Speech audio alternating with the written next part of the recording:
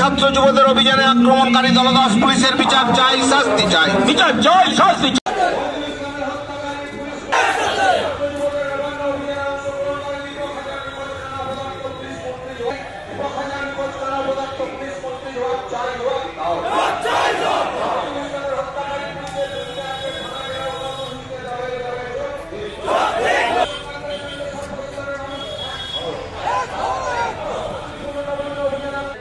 নেতৃত্বগণ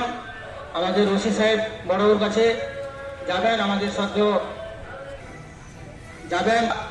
local কমিটির সম্পাদক comrade চন্দন দে,